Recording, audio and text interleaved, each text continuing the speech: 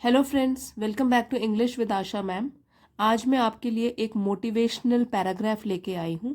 Motivational means जो आपको प्रेरित करेगा, प्रेरणा देगा। और ये बहुत ही इंटरेस्टिंग पैराग्राफ है। आपको काफ़ी कुछ सीखने के लिए मिलेगा, काफ़ी वोकेबलरी है और ग्रामर रिलेटेड स्ट्रक्चर्स जहाँ भी आएंगे आपको उसके बारे में बताती हुई चलूँगी। तो आइए शुरू करते हैं। Title of the paragraph is power of positive thinking. Now positive means सकारात्मक, जो हर बार चीज़ों में अच्छाई ढूंढता है। और एक हो गई नेगेटिव थिंकिंग। नेगेटिव मीन्स हमेशा नेगेटिव सोचना कि मुझसे नहीं होगा, ये गलत है, वो गलत है, ये बुरा है, नेगेटिव, नेगेटिविटी। और पॉजिटिव मीन्स अच्छा सोचना, पॉजिटिव सोचना, सब अच्छा होगा, मुझसे हो जाएगा। और इसको बोलते हैं सकारात्मक सोच। तो सकारात्मक सोच, थिंकिंग सोच, इसमें क्या ताकत होती है इसके बारे में हम पढ़ेंगे। सो आइए शुरू करते हैं। The most important ingredient, ingredient that determines. So most important, सबसे ज़रूरी, इंग्रेडिएंट। और इंग्रेडिएंट होता है ज़रूरी चीज़। जैसे कि हम कोई डिश बनाते हैं तो उसमें हम बोलते हैं कौन कौन से इंग्रेडिएंट्स की आवश्यकता होगी। तो जैसे चीज़ बनाने के लिए क्या क्या ज़रूरी चीज़ें हैं जो आवश्यक हैं। तो यहाँ पे इंग्रेडिएंट किस सेंस में यूज़ किया गया है? इम्पॉर्टेंट थिंग्स जो ज़रूरी है, दैट डिटर्मिन्स, डिटर्मिन्स मीन्स तय करती हैं। तो मोस्ट इम्पॉर्टेंट इंग्रेडिएंट, अब यहाँ पे जो इंग्रेडिएंट है वो सिंगुलर रूप में यहाँ पे यूज़ किया गया है। इम्पॉर्टेंट इंग्रेडिएंट, एक इंग्रेडिएंट, ज़रूरी चीज़, दैट डिटर्मिन्स। और जो ये वर्ब है उसमें लग गया एस। तो सिंगुलर सब्जेक्ट में सिंगुलर वर्ब, ये आप ध्यान रखिए। अगर मैं बोलती द मोस्ट नहीं बोलती क्योंकि यहाँ तो वैसे ही फिर एक की बात हो रही है। अगर मैं बोलती द इम्पॉर्टेंट इंग्रेडिएंट्स, तो अगर यहाँ पे मैं प्लूरल बना देती सब्जेक्ट को तो यहाँ पे डिटर्मिन आता। Important ingredients that determine. और अभी क्या पढ़ रहे हैं हम? The most important ingredient that determines, सबसे ज़रूरी चीज़ जो कि तय करती है weather a person succeeds or not, कि क्या एक इंसान या एक आदमी सफल होता है या नहीं। सक्सीड सफलता या सफल होना, तो सफल होता है कि नहीं। Is the power of believing in your self, power ताकत, बिलीव विश्वास, योर सेल्फ हम पर, खुद पर। तो किस पर तय करता है या क्या तय करता है क्या इंसान सफल होगा कि नहीं, वो किस पर निर्भर करता है? It is the power of believing in your self, कि वो खुद पर कितना विश्वास करता है। अब इसको फिर से पढ़ेंगे। The most important ingredient that determines whether a person succeeds or not is the power of believing in yourself. तो अगर आप खुद पर विश्वास करते हो, खुद पर आपको यकीन है और आपकी सोच भी पॉजिटिव है, तो इससे क्या होगा? हमको सफलता अवश्य मिलेगी। तो हम कोशिश भी करेंगे और अंत में सफल भी रहेंगे।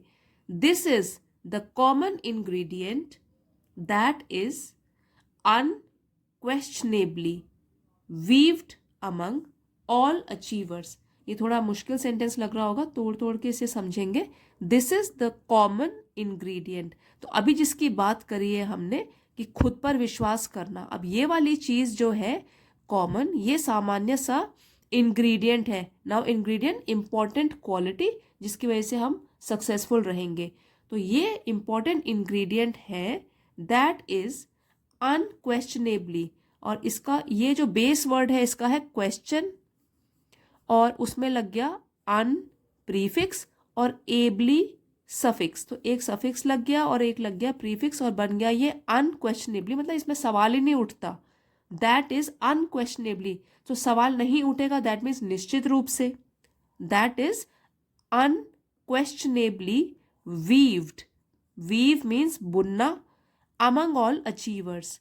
अचीवर्स जो सफलता हासिल करने वाले लोग होते हैं।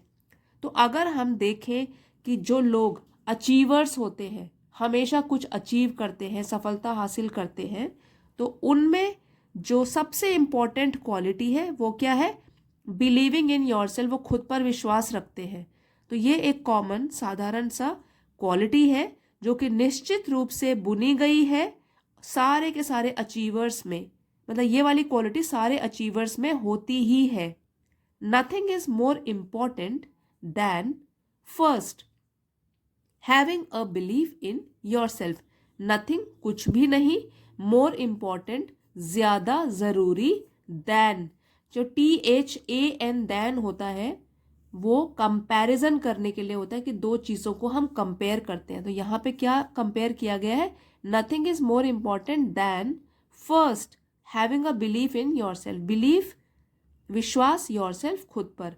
तो इससे कुछ भी इम्पॉर्टेंट नहीं है या इससे कुछ भी ज्यादा जरूरी नहीं है, किससे, कि पहले हमको खुद पर विश्वास होना चाहिए। तो खुद पर विश्वास होगा तभी तो हम आगे स्टेप्स भी उठाएंगे, आगे कदम उठाएंगे सफल बनने के लिए।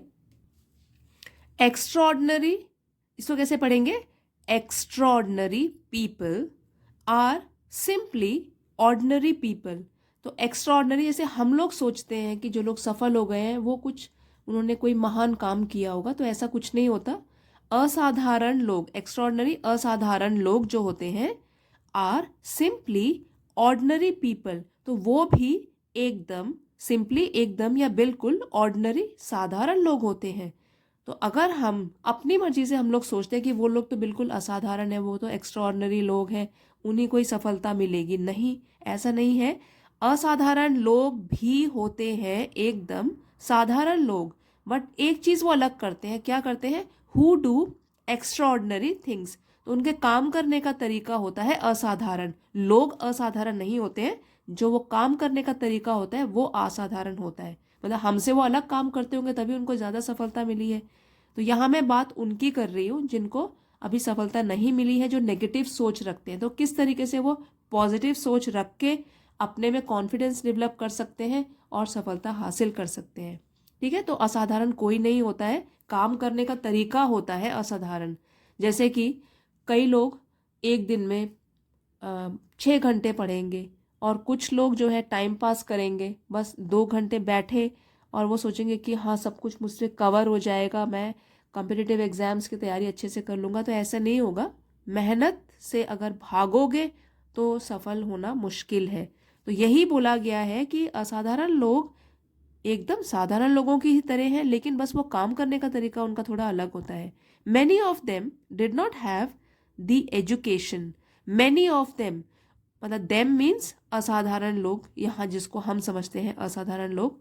तो मैनी ऑफ देम, उनमें से कई लोग, डिड नॉट हैव, उनको नहीं मिली, द एजुकेशन, मतलब शिक्षित भी नहीं थे वो, प्रॉपर एजुकेशन नहीं मिली। टैलेंट, उनमें प्रतिभा भी नहीं थी पूरी तरीके से, टैलेंटेड नहीं थे। रिसोर्सेज, संसाधन भी नहीं थे उनके पास पूरे। और अदर स्पेशल एडवांटेजेस, एडवांटेजेस लाभ, स्पेशल विशेष, न ही उनके पास कोई अलग तरीके के विशेष लाभ थे। तो अब इसको फिर से पढ़ेंगे। Many of them did not have the education, talent, resources और अदर स्पेशल एडवांटेजेस। तो ये अब आप बहुत गौर से इसको देखिए कि यहाँ कहा गया है कि उन लोगों में से कईयों के पास तो प्रॉपर शिक्षा भी नहीं थी, ढंग की शिक्षा भी नहीं ली थी उन्होंने, न प्रतिभा थी, न संसाधन थे, न ही उनको कोई स्पेशल लाभ मिल गए या वो कोई काफ़ी लकी हो गए, ऐसा कुछ नहीं हुआ। All of them had fears and insecurities, all of them, सभी के पास था, फियर मीन्स डर, और इनसिक्योरिटी का मतलब होता है असुरक्षाएं। जैसे हम लोग इनसिक्योर फील करते हैं, मतलब किसी चीज़ से झिझकते हैं, तो उनके पास भी यही था, वो भी डरते भी थे, कभी झिझकते भी थे, लेकिन काम अच्छी तरीके से करते थे पूरी लगन और मेहनत के साथ। सबके ही दिल में डर तो होता ही है किसी ना किसी प्रकार का, उसी को ओवरकम करना है हमें पॉजिटिव थिंकिंग साथ में रख के। अब यहाँ कुछ बहुत ही बेहतरीन एग्जाम्पल्स दिए गए हैं फ्रेंड्स, आप ध्यान से इनको सुने। और ये जो मैं नाम अभी आपको बोलूँगी, अगर आप गूगल करना चाहते हैं वहाँ से भी इनकी लाइफ के बारे में पढ़ोगे, आप बहुत मोटिवेट होगे। तो आप देखिए एग्जाम्पल्स के तौर पर यहाँ पे बताया गया है, ऑपरा Winfrey came from a dysfunctional and abusive childhood.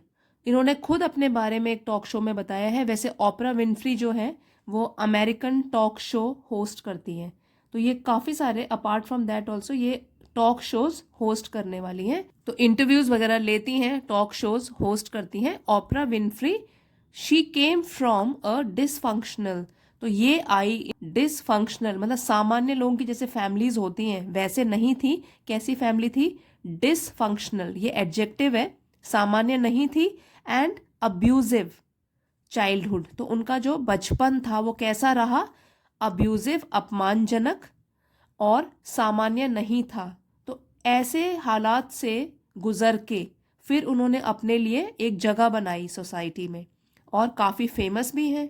तो आप इनका गूगल कीजिए, इनके बारे में पढ़िए, इनके चाइल्डहुड के बारे में, तो काफ़ी मोटिवेशन भी मिलेगा। बहुत स्ट्रॉन्ग लेडी हैं ये।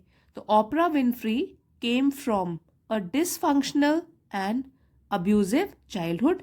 दूसरा एग्जाम्पल लेते हैं, एल्बर्ट आइंस्टाइन, ये तो आपने सबने नाम सुना होगा, साइंटिस्ट है Albert Einstein. Did not speak until he was 4 years old, तो इनका चाइल्डहुड भी इतना आसान नहीं था। 4 साल के हो गए थे लेकिन उन्होंने बात करना अभी तक शुरू नहीं किया था, पेरेंट्स बहुत परेशान हो गए थे। तो इन्होंने 4 साल की उम्र तक बोलना ही नहीं सीखा था, और बाद में क्या बने? एक महान साइंटिस्ट, वैज्ञानिक।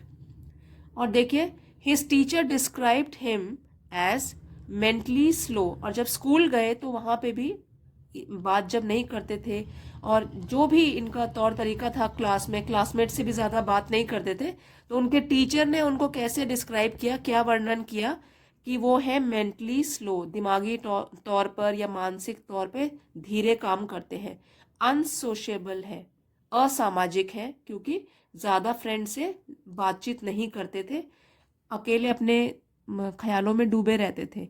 And adrift forever in his foolish dreams, तो टीचर का कहना है ये कि अड्रिफ्ट मीन्स डूबे रहते थे, खोए रहते थे, फॉर एवर हमेशा, इन हिज फुलिश ड्रीम्स, फुलिश मतलब बेकार की सपनों में, तो मतलब अपने ही ये ख्यालों में खोए रहते थे। तो टीचर क्या कहते थे? मेंटली स्लो हैं, मानसिक तौर पे स्लो हैं, असामाजिक हैं, और हमेशा खोए रहते हैं, हमेशा खोए रहते हैं अपने बेकार के सपनों में। लेकिन बाद में यही एक महान साइंटिस्ट बने। नेक्स्ट है थॉमस अल्वा एडिसन, ये भी आपने नाम सुना ही होगा। ये भी अमेरिकन इन्वेंटर है, इन्होंने कितने सारे इन्वेंशंस किए हैं। अभी जिस लाइट के नीचे, लाइट बल्ब के नीचे अगर आप देख रहे हो ये वीडियो, तो वो भी किसने इन्वेंट किया था? Thomas Alva Edison. ठीक है, ये भी एक अमेरिकन इन्वेंटर है। He only had 3 months of formal education, formal means औपचारिक, एजुकेशन शिक्षा, तो औपचारिक शिक्षा क्या होती है? जिसमें हम स्कूल जाते हैं। तो ये कुछ महीनों तक ही औपचारिक शिक्षा इन्होंने ली थी। बाद में इनको घर में ही इनकी मदर ट्यूटर करती थी, पढ़ाती थी। बाकी स्कूल में तो ये कुछ महीनों तक ही गए थे। और फिर ये इन्होंने कितनी सारी इन्वेंशंस किए, अमेरिकन इन्वेंटर है, पढ़िए इनके बारे में। नेक्स्ट है विलियम लियर।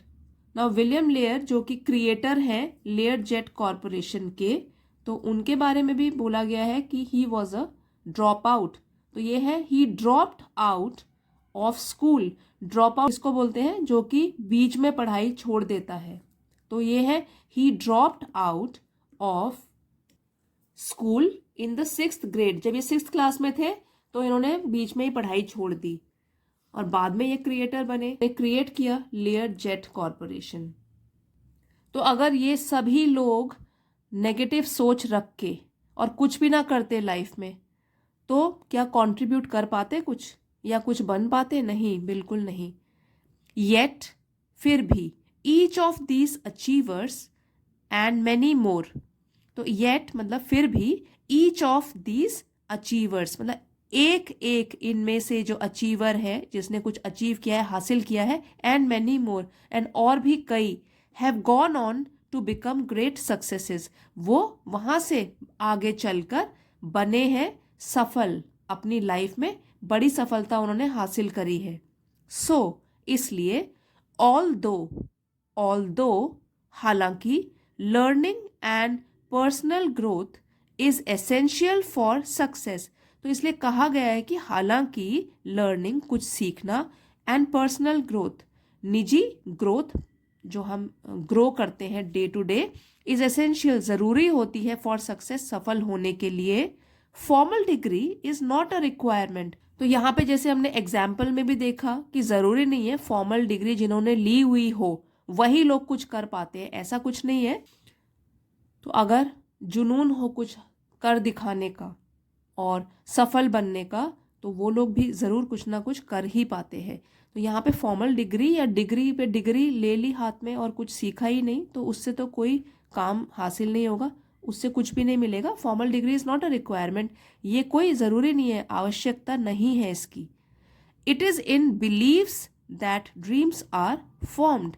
ये तो बिलीफ मीन्स आस्था या विश्वास में होता है कि जो सपने होते हैं वो बुने जाते हैं। तो अगर हमको विश्वास होगा अपने ऊपर, हम सपने भी देखेंगे और तब उसके लिए पूरा करने के लिए कदम भी उठाएंगे। It is the result of a belief that leads one to take the action. It is the result of a belief, belief विश्वास, रिजल्ट परिणाम, दैट लीड्स वन जो व्यक्ति को प्रेरित करता है।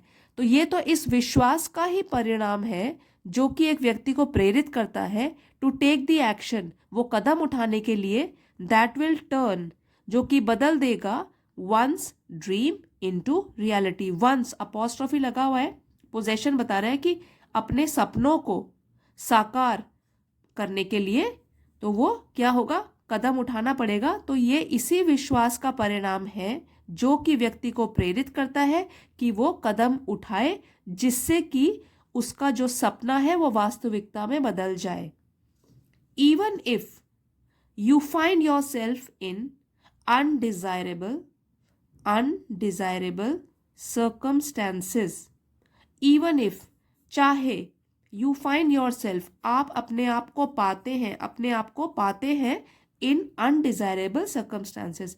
अनडिजायरेबल मीन्स नॉट वांटेड, मतलब जो आपको नहीं चाहिए थी लेकिन उस टाइप की सिचुएशन, परिस्थिति, सर्कमस्टेंसेस परिस्थिति में आप अपने आप को पाते हो। It is the power of positivity, तो ये ताकत है पॉजिटिविटी मीन्स सकारात्मकता की, that enables you to change your response, that जो कि इनेबल्स यू आपको योग्य बनाती है, टू चेंज योर रिस्पॉन्स कि आप अपनी प्रतिक्रिया को चेंज कर ले, to the circumstances that means परिस्थिति के हिसाब से आप अपनी प्रतिक्रिया को चेंज कर लें। तो अगर आप बुरी या डिफ़िकल्ट सिचुएशन में हो तो आप पॉजिटिव थिंकिंग से ही उस डिफ़िकल्ट सिचुएशन से बाहर आ पाओगे।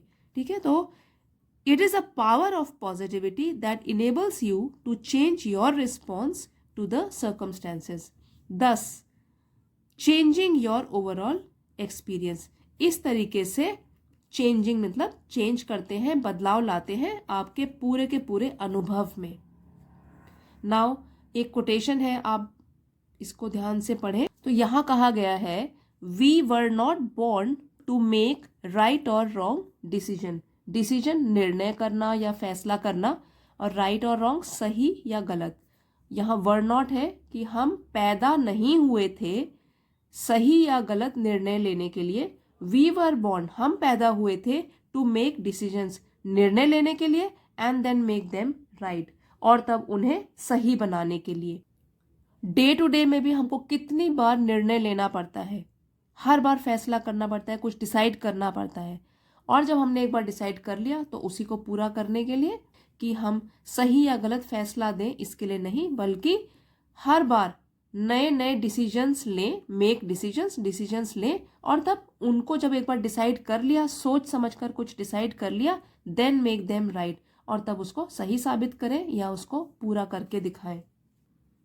फ्रेंड्स, आई होप आपको ये मोटिवेशनल पैराग्राफ अच्छा लगा होगा और आपने ज़रूर कुछ ना कुछ सीखा होगा। अगर आपको पसंद आया है, please don't forget to like, share and subscribe. Thank you everybody for watching. Comments में ज़रूर बताना कैसा लगा, and see you next time.